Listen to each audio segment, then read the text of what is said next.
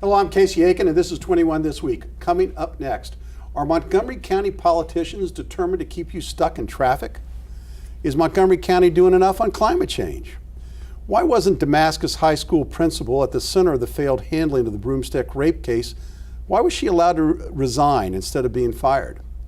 What can Marylanders expect from the new Baltimore mayor? And should President Trump get 2 extra years in office after the treatment in the Mueller report? Stay tuned. Our panel of insiders will give you the story behind the story. We're joined by the past president of Progressive Maryland, Elbridge James, Maryland Young Republican National Committeeman, Evan Young, president of the Chevy Chase Women's Republican Club, Laurie Halverson, and political strategist, Susan Heltemes. Stay tuned for these stories and more on the next 21 This Week.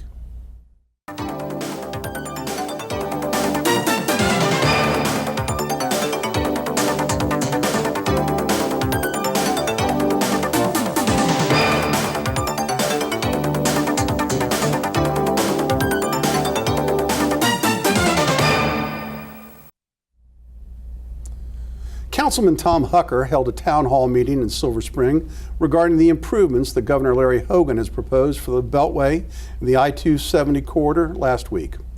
Evan, many of the speakers denounced the state for not spending enough money on rapid transit, forgetting the ongoing construction of the Purple Line. Why are Montgomery County politicians determined to keep us stuck in traffic? Yeah, I guess when you want something done, there'll never be enough money spent, in your opinion. I'd be curious how many of those people that were voicing their displeasure actually commute from Montgomery County or from specifically Upper Montgomery County into DC or Northern Virginia every day. Because if they were, I don't think they're saying, I'm only taking my car to Leesburg or Arlington every day or into DC because there's not a bus to hop on. They're already choosing driving over the metro. And whether or not we add in bus rapid transit, expanded, more reliable metro service, the way this region is going to continue to grow, the backbone of any of this needs to be expanded roads, widened roads, more options to get around in your car, because no amount of extra bus stops or faster buses are going to make me or anyone here that didn't take the bus here today decide to hop on the bus instead of taking their car to get around. Susan, you're looking like you're not happy with Evan's answer. And I want to pose this question to you. I didn't have time to do the research on it, but our former panelist, Rich Parsons, sent me some information today about growth in the area and job growth in particular in the area, and how miserable Montgomery County has been compared to Virginia, primarily because of our lack of support of construction of roads. Why are you and others in Montgomery County so adamant about keeping us a no-growth county? It's not no growth. By the way, the Prince George's Council has also voted now to disapprove of this. I'm frustrated with the way this all came about. The governor came forth with this plan and really didn't ask for a lot of information from Montgomery County or input. And then he wanted to vote on it last Friday when Nancy Kopp was in Japan for her 50th wedding anniversary. So that was turned around. Susan, you're talking about procedure when we're strangling on congestion. Procedure is important, though, if you want to get the buy-in of the people. And I will tell you that you talk about using the subway for people who go cross-county. You need other things. The Purple Line is going to help, but we have to get... The Purple Line is a joke. People will not use the Purple Line. People will use... The Purple Line is a joke. It'll be a miserable... People said the same thing about the ICC, and they're using it. No, that is entirely different. That's entirely different. Elbridge, I'm going to go to you on another topic. The council voted to have officer-involved shootings reviewed by an outside law enforcement panel. And it seems a little meaningless since that's already the police department's procedure. What's the council trying to accomplish here? I think this is a great first step. What it does, it codifies something that the police chiefs in the past have been trying to move up to. In fact, our current police chief, Manger, had made the suggestion, had implemented it through his policies. But those are personal. They can go away.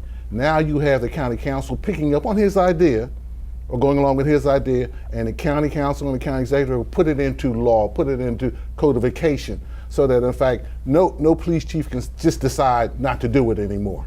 So it's a real good idea. Now this is the camel's nose under the tent, because what Will Jawando really wanted to do was to have citizens review panels, and that's awfully dangerous. That politicizes the whole process. Isn't that the next step? No, it's not the next step. And I've seen citizen review councils work. They have to be managed properly, and I do understand that. But this is a great step. Yeah, and you need to have greater transparency. That was the other thing the citizens in the down county wanted, was greater transparency. Why do they feel that there hasn't been transparency? Because the incidents they have between one themselves and the incident. police force. There was one incident. Although the incident that just happened with the police officer in Silver Spring with the video going viral of her language, I sat and watched it today, and the council is up in arms, as are the citizens. So it'll be interesting to see what happens. A woman with a woman police officer in Silver Spring with her camera on. I listened to the whole thing. For the first 12 minutes, she was really good with these 4 young black men, and they kept using the N-word. We gotta keep and moving, she Susan. used it, and then it's blown up. They're Susan, angry. We got to keep moving. Next question. Susan, local activists complain that the county is not doing enough on climate change. But aren't these meaningless, considering that there's no reliable economic alternatives to fossil energy? There are alternatives to fossil energy. We need to have more wind power, more solar power.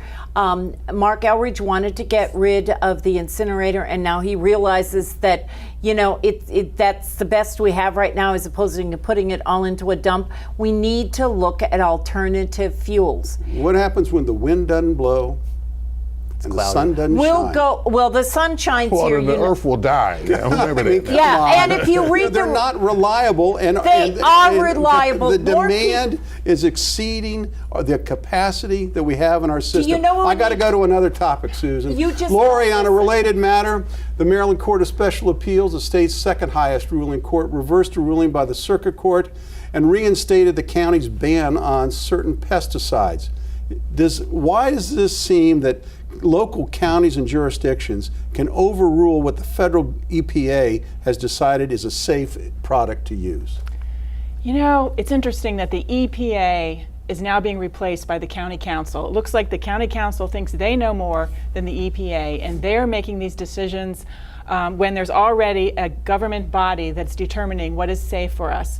I'm really concerned about the businesses, and they're the ones that have been suing and have, now we're in a situation where we're not a business-friendly county, and this is just opening up Pandora's box. We're going to have straws next, I bet. We're going to have other issues are coming up. Oh, have they really passed the straws in our county? Yep. Oh my gosh! And across the state and in many counties, plastic straws are being replaced. Let's talk about pesticides. The EPA has approved the pesticides. They've tested these things. Why does a local county get the right to preempt what the federal government has done? The current anti-EPA, That's the current right, policies. because they did change their decision, and people have died, and there have been lawsuits in other states where families have been given large sums of money because the pesticide they're talking about does affect Look how we've dragged our feet on lead poisoning. And now it's facing it here in Montgomery but we're County. the only jurisdiction, the large jurisdiction that's doing this. And why are we doing this when we could be getting more business? It's being done in other places. Susan, you're going to have the last word on that, because we're going to go to our next topic, which is about the tortured tale of now former mayor of Baltimore, Catherine Hughes. It's at least reached the end of this chapter. Ms. Hughes has resigned, and a new mayor, Bernard Jack Young, has been appointed to complete the remaining term, which expires at the end of 2020. And Mr. Young has said he will not run for the office. Elbridge. Susan, I'm sorry. Susan, the two of the past 3 mayors have been plagued by scandals, and the hope is that Mr. Young will have any more success. But how is that possible from his predecessors? Because Baltimore just seems unmanageable. I don't think it's unmanageable. I have really been impressed with Mayor Young now. He came in while he was in acting position. He fired about 6 people. He tightened things up. He is changing policies and procedures. He's been out on the street. He is reaching out to state legislators. He is reaching out to federal officials. And I think it is a breath of fresh air. He's going to run again, I'm told, to be president of the council again, his old position. And I think this is fabulous because he's going to have a year and a half or so that he can kick Susan, butt. this is just a retread. Where you been for the Well, last? you don't Where know you been that. for the last 30 years? Baltimore's been a failure. And you know, I always am optimistic, and he has shown a lot of courage in a few short weeks, and I'm Evan. very hopeful. I'm hopeful too. I'm just not sure a lot of courage in a few weeks and some fresh air. What does that do about murder rates and the population pouring out of the city, abandoned buildings, no jobs, no opportunity for every young person living there? Well, he has been supportive of, which they've already done. They have marked 2,000 old buildings, I think it's 2,000, that they're going to tear down, much like what Doug Duncan did in Silver Spring, and it makes a difference. You tear down old buildings that are filled and there's less drug use. Be optimistic. I'd just like to hear an idea from him or Laurie. anybody Yeah, that we in haven't years heard of for the last Democrats 30 in years. control, it's time for Republican. that is it's time for Republican. simplistic, And you know what would be Laurie. really cool is if, I wish, my wish, but I know it will never happen, of course, is for our governor to be in that role, and we could have Boyd Rutherford finish off the year and a half, and I bet you we'd see a lot of wonderful Well, first of all, he change. doesn't live in Well, Baltimore. so- Their charter says We gotta that go. the president of the council. I have a special question for Elbridge. Elbridge, Mary Bubala, 49, who was fired from WJZ after 15 years at the station following a backlash from her comments on air where she said, "We've had 3 female African-American mayors in a row. They were all passionate. They were wonderful public servants. 2 resigned, though. Is this a signal that a different kind of leadership is needed to move Baltimore forward?" What's Again, offensive about that? Never should have gone there. She put her foot way deep, all the way down in her mouth. The fact that you get the implication that an African American and a female can't do the job is draconian, and in fact, it is offensive to the whole community. It's offensive to whether a female, whether you're black or you're white. It's offensive to African Americans, and she hit both African American and black. And so that was something she never should have stated. And the other problem, there didn't seem to be oh my bad, a misstep. She just doubled down and didn't do anything. The calls by the community is what got her fired. It wasn't calls by the politically correct. It was calls by the community that got her fired. Well, we'll see. I mean, Baltimore, as I've touched upon, I hope I didn't touch the third rail to insult anybody, but Baltimore has been a disaster. You know, when Washington D.C. was a disaster, Congress imposed a control board to monitor its finances. Maybe the governor should do that. Oh, come When we on. come back from this short break, should President Trump get 2 bonus years in office after being harassed for 2 years by the Mueller witch hunt? Stay tuned. And welcome back. For the past 6 months, we've been monitoring the shocking rape case which occurred at Damascus High School. This week, it was announced that Principal Casey Krause would resign as its principal immediately, but she's going to take another role in the school system. At the same time, it was announced the JV football coach, the coach of the kids that were involved in this incident, Vincent Colbert, named by the Washington Post as a school official that knew of the rapes but did not report them for more than 24 hours, was placed on administrative leave. Susan, why was Miss Krause not fired, and why is she being allowed to remain as an MCPS employee when she violated MCPS rules and procedures? I am not in the HR department at the school. I think that there is a lot more to the story, and I keep getting told by officials in the legal community that there is going to be a lot that comes out in the trial. I don't know what her role is going to be either in the school system, hopefully far away from children. But I don't know what their thinking was. But don't you think it's outrageous that she wasn't fired? I mean, look at the failure of leadership that this principal demonstrated. She did not protect the students that are in her charge. It was a cluster, you know what, yes. And I am not the superintendent, And Would you have fired her? Yes or no? Come on. Would you have fired her? perhaps, but I don't know all the story. And All right, shouldn't have Laurie, taken 8 after the months to fire. announcement that Coach Colbert was being placed on leave, parents circulated an online petition wanting him reinstated. This man failed his charges. What is wrong with the parents in Damascus? Well, if I was a parent, I wouldn't have signed that petition. I'll say that, but I think there's more to the story that not everyone understands. The coach is a JV coach, and he's on stipend. He's not an employee, and he's under investigation. I don't think the parents really understand what happens when there's investigation and how things normally happen. And I just think that they probably love him as a coach. He is also a coach currently of now that he's not there now, but he was a coach for a softball team of disabled children mixed with some general ed kids. And I'm sure that the parents did not want to see consistency lost when they abruptly took him away. This is putting blinders on. This should be a moral outrage. Ideally, he should not have started the season with this group of kids, in my opinion. This is moral outrage. But Casey, you got to remember, I think there are other incidents whereas there's been some sort of action in school systems.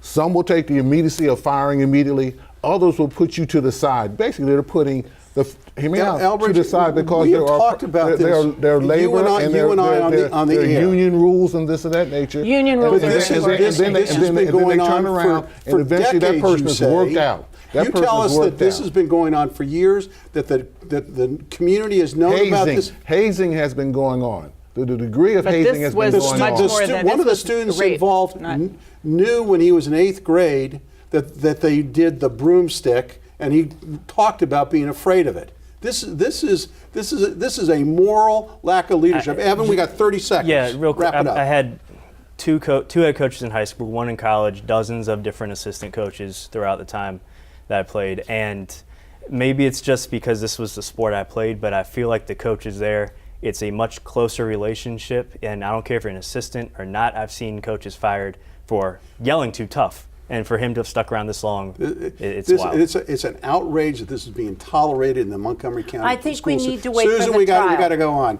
For the past 2 years, however, the Congress of the United States and the national media have chewed up and devoured every morsel of scandal, all in the hopes that the White Knight, Robert Mueller, would lead to Trump's impeachment as president. My. All to no avail, as the Mueller report concluded that no crime had been committed. Evan, President Trump tweeted that the unfair Russian witch hunt has consumed half his presidency. Should he be given 2 extra years? Wouldn't that be fair? As much as I would love that, because when we're all sitting on gridlock on 270, we could watch Susan running down the side of the road, pulling her hair out.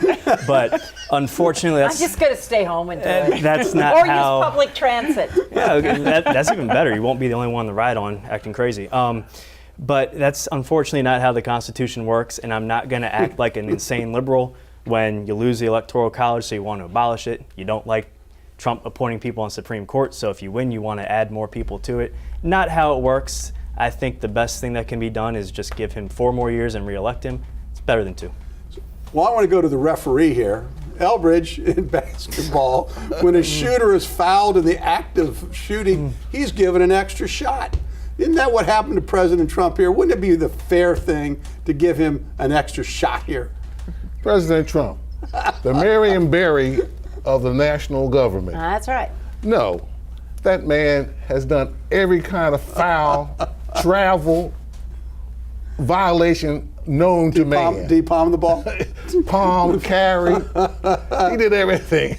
I knew you guys would have this. Marion Barry got a statue, so I guess Trump's too, right? Oh, Susan, it's amazing how Democrats call everybody corrupt except themselves. No, but you know what? If Mueller had said he was innocent, how come we're not allowed to see the report? Wait a minute. No. How come we have not seen the report? You mean the full report? No, we haven't. The full report. How come we haven't seen? Well, how First come of all, leadership? you have do seen understand how come under the congressional leadership- under let me the ask you law. this, how come congressional leadership who have seen other reports behind closed Elbridge, doors have not been allowed to see this report. Elbridge, do you know that the report was delivered to Congress 2 weeks ago? And do you know that not a single Democrat who was authorized to read the report, the full report, has even bothered to go down there They can't read in private. their staff can't do it. Their staff can't go down. They didn't. The congressmen are too important. They can't get off their ass and get away from a TV camera long enough to go down and read the entire report. The reason It's is bogus. that they had to go to one room. They couldn't have their So own do it. copy. If it's that important, so you go to the room and read it. Over 400 God. pages Oh my to read God. in a couple of hours. Screw Sounds it. like a Oh college my student. God! They Go read it. They It's that can't important go to you. down But guess into a what? hyper No Republican secret has gone down room. either. Over Yes, they 400 We're not the have. ones wanting pages. impeachment. Yes, they have. Over We're not the 400 ones What claiming there's something in congressman there. what senator has read the report? I know 4 pages? that the ranking minority member on the House Intelligence Committee has read it because he stated publicly that he has gone down to see Oh, it. the Yeah. guy who would go up We're and not tell running around Donald saying Trump what there's was something happening? in there, so Yeah, we don't need that to read too. it. You do. It's It's not about the report at all. It's not about It's Yeah, about Hillary that's lost the and you issue. still haven't gotten over it. Yeah. Oh, that is so simplistic. I want to throw up. Yeah, but it's Well, true. good. We're going to Sometimes end the on that truth note, is simple. Susan, before you actually do so. Stay tuned for Parting Shots. And welcome back. Now with Parting Shots, Susan Heltemes. I thought I was going to talk today about parting shots that Rudy Giuliani has taken off for the Ukraine to talk to the president-elect to see if they can get dirt on the president's opponents in the coming election. And I guess they feel that if you do that and tell the world, it's not a crime. But what's even more egregious is in the South, they are passing legislation right and left to end women's rights to choice. One state, and the procedure isn't even possible. You're going to take an ectopic pregnancy and transplant it into the uterus. Not even possible. But the lieutenant governor of one of the states said this whole thing is to get it to the Supreme Court because we want it to be overturned. That is Roe versus Wade. And the laws are getting crazier by the day. Stay tuned. Hopefully the Supreme Court will remember women have choice over their bodies. Thank you, Susan. Elbridge James, your parting shot. Parting shot has to do with Puerto Rico. I have a good friend that has been appointed by the Congress to go down Puerto Rico and look at their electrical system and how to change their electrical grid. We need to put efforts and money into Puerto Rico. Puerto Rico are American citizens, and they're coming up on another hurricane season. We need to prepare that country, that part of our country, for that tragedy that's coming. Thank you, Elbridge. Evan Young, your parting shot. So it's May, so that means, in my opinion, football is back. The Redskins drafted who we hope will be the franchise quarterback in Dwayne Haskins, but Dan Snyder is already putting people in a terrible position. Haskins wore 7 at Ohio State, wants to wear it with the Redskins. They haven't given that number out since Joe Theismann wore it. And instead of just retiring numbers the Redskins don't want to issue anymore, they just keep them in this limbo of they're not retired, but they're out of circulation. It put Theismann in a weird spot because he can't come out and say, no, Dwayne Haskins, don't wear my number. I still want it reserved for me. So Redskins, Dan Snyder, either retire these numbers or put them back in circulation. Don't do this to another legend in the future. Thank you, Evan.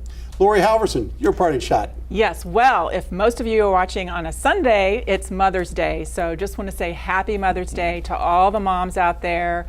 Moms are so wonderful. We do so much of the work. And I hope that a lot of you will consider running for office the next time around. Please think about it. It is an excellent experience, and there's a lot of training out there that you can seek out and find. So yay, moms.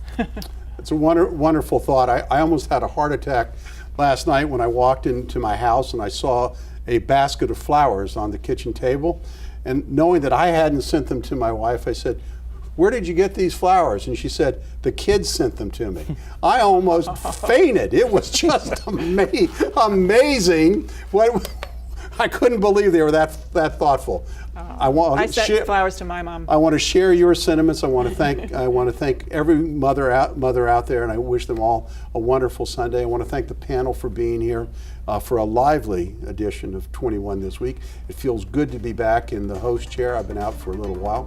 And I want to thank the viewers to tune in each and every week to Montgomery County's hardest hitting political talk show. For 21 this week, I'm Casey Aiken.